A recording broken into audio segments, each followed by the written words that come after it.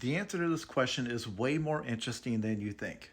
This is one of those engagement bait posts they do on Twitter where it says, pick a door. You either get $2 billion immediately or you get $1 that doubles every day. Where this person posted it trying to catch people foolishly saying they would take the $2 billion. Where the true Sigma mindset investor knows that if you take the dollar that doubles every day, you'll have $2 billion after just 31 days. But that's actually not the interesting part of this. My question is to you, what would actually happen in the real world if somebody did this?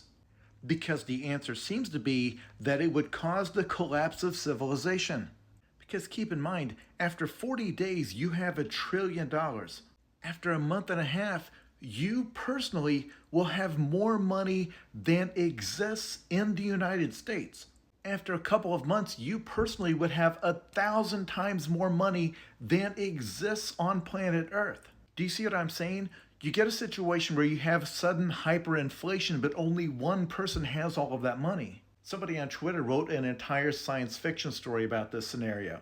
Because very quickly it becomes trivial for you to buy everything in the world if you want. You could buy all of the stocks, like all of the available stocks. You could, in theory, try to buy all of the world's agricultural output and just stash it away until everybody starves. And you're saying, well, yeah, but they wouldn't let you do that, but that's the point. See, normally when there's a massive increase in money supply, all that happens is you get inflation. The price of goods goes up to match it. But what would happen if only one person had all of that money? If you say the government could just come in and say, okay, this money you have, it doesn't count.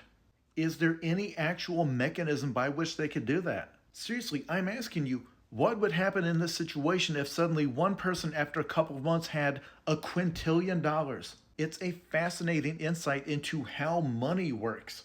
And also, the answer to this question is yes, you want the $2 billion because this, I think, leads to the collapse of civilization.